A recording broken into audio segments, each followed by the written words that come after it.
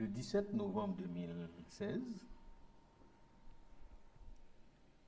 j'ai reçu cet article dans mon adresse courriel de Jim Stovall qui est titré Jouez-le encore, ou mieux, faites-le encore. Jim a soutenu dans l'article qu'environ un livre sur 1000 écrit est publié et figure dans la liste des best-sellers,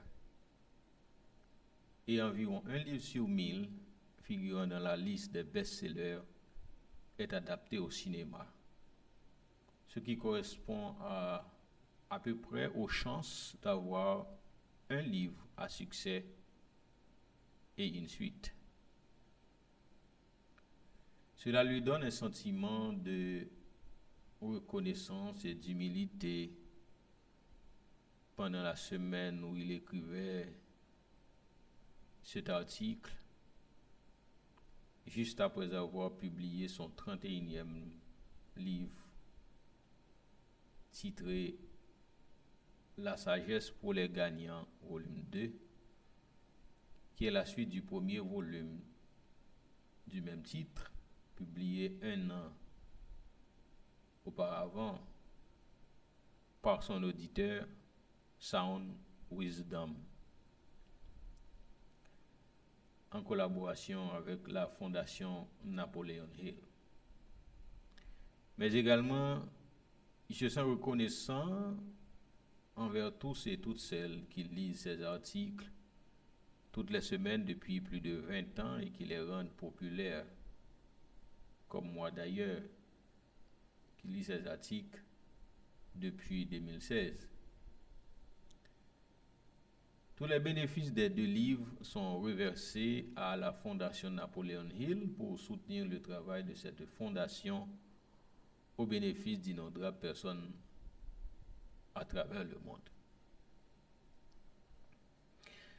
En effet, Jim raconta que Napoleon Hill est surtout connu pour son ouvrage phare intitulé Think and Grow Rich.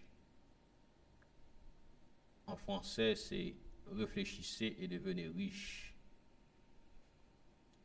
Il soutient que le docteur Hill a été l'un des premiers à affirmer que la richesse n'était pas le fruit du hasard ou d'une naissance dans une famille privilégiée, mais plutôt le résultat naturel d'une façon de penser et d'agir conforme à certaines règles logiques.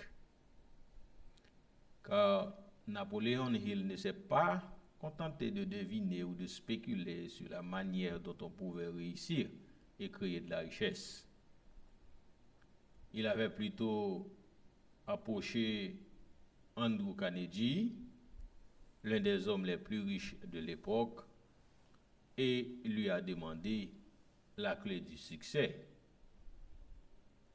Et en guise de réponse, Carnegie a encouragé Hill à découvrir lui-même les clés et à les partager avec le monde.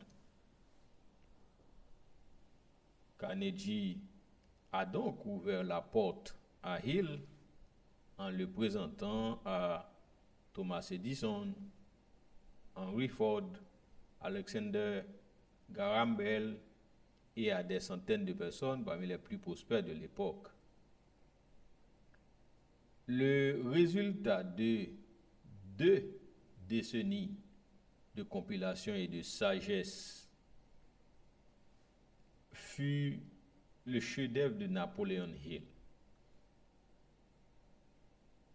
Réfléchissez et devenez riche.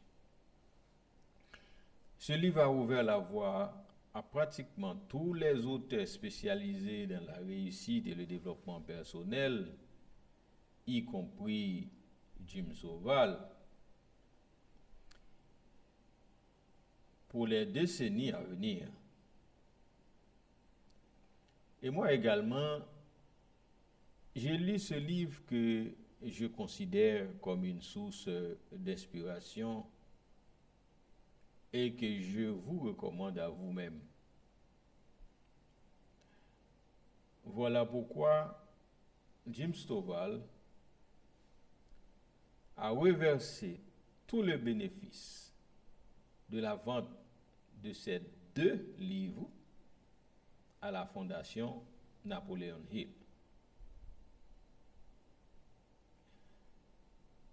Dans cet article, il m'a donc permis de comprendre que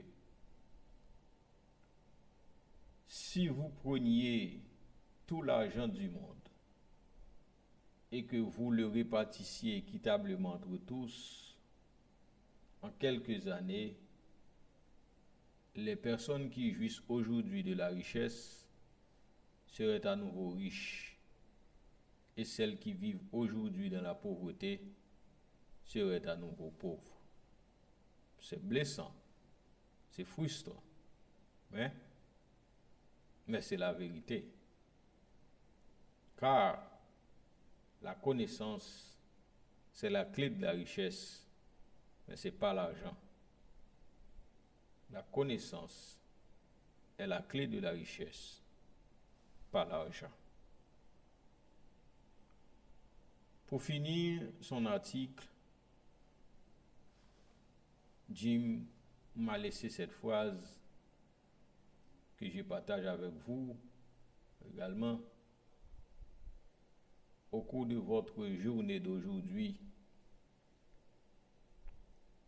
ou la journée de demain, recherchez la sagesse plutôt que l'argent et vous obtiendrez les 2.